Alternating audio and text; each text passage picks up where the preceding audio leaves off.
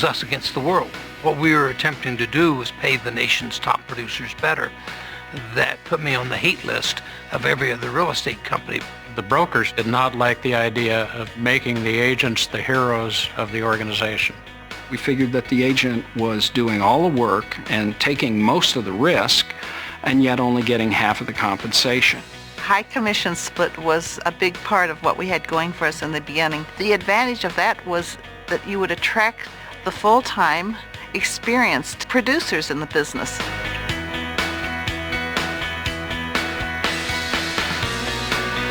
RE/MAX has always been that pioneer.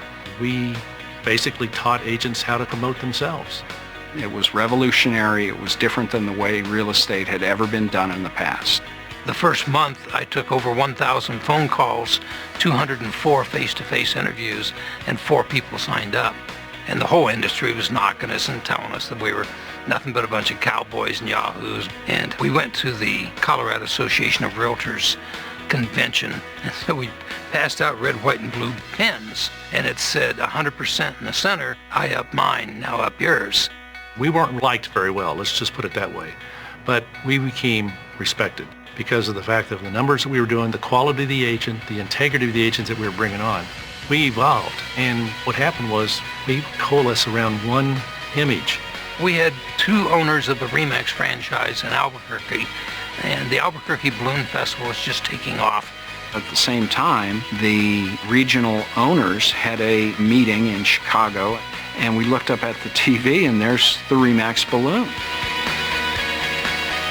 Nobody wanted it as a logo. It was just, isn't that cute, our balloons up in the air? We took a silly little symbol and turned it into this massive icon of what professional real estate is supposed to be about. The early days of the company were fraught with a lot of financial difficulties. We had to sell a franchise in order to make payroll. We had to sell another franchise in order to pay the rent. It was just an absolutely terrible market.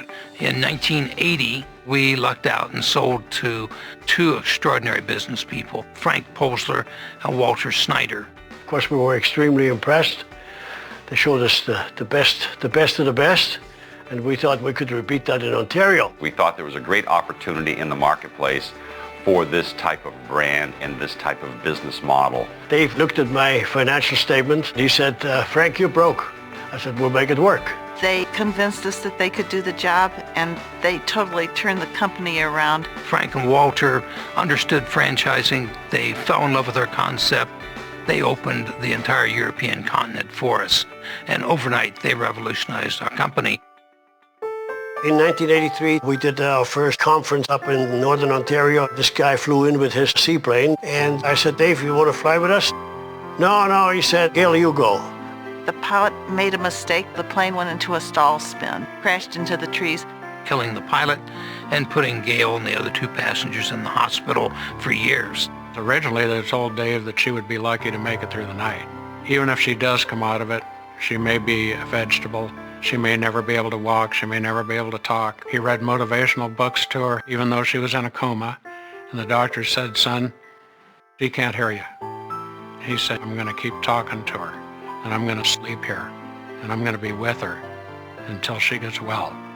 When she finally went into the rehabilitation center after she got out of the coma, they said that her hopes of ever walking were not very good. And she looked at the doctor and she said, I will walk out of here. I can remember her appearing at the convention, this frail 95-pound, head-shaved wisp of a woman in a wheelchair. And she stood up in that wheelchair and waved with her other arm in a sling. Not a dry eye in the place. That she wouldn't let it take her down. And I think that ignited all of us to work even harder and harder.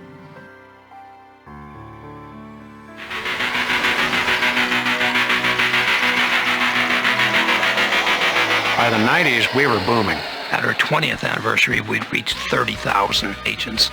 And at that point, we really started to become a factor in the country. The agent number meant market share, meant market presence, meant advertising dollars. the premier best agents in the business. Best customer satisfaction, the best brand name awareness, the most market share, the best web presence.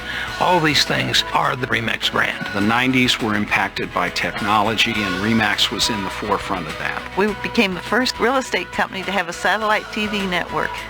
We opened the convention at the National Association of Realtors with a huge booth, cameramen interviewing people. We made such a smash hit the first day that by the second day, 30 or 40 of our competitors all had whiteboards up in their booths that said, "We too have national television coming."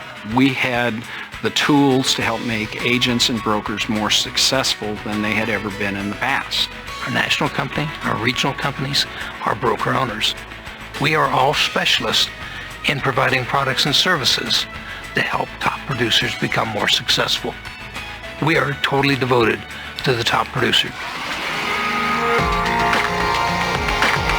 By the time 2000 rolled around, RE/MAX was the significant player in the real estate industry in all of North America. We went from country to country and started seeing the immediate success. We were established. We were the go-to company. We had a national presence in the media. It was inevitable we'd become number one. RE/MAX survived the difficult markets for the same reason that we prospered in the very good markets. We said, batten down the hatches. This is going to be the toughest one we've ever seen. Dave, being the visionary that he is, realized what agents needed to do was change the focus of their business. First, we saw the unbelievable number of foreclosures and REOs coming and said, you've got to prove to bankers you can handle REOs.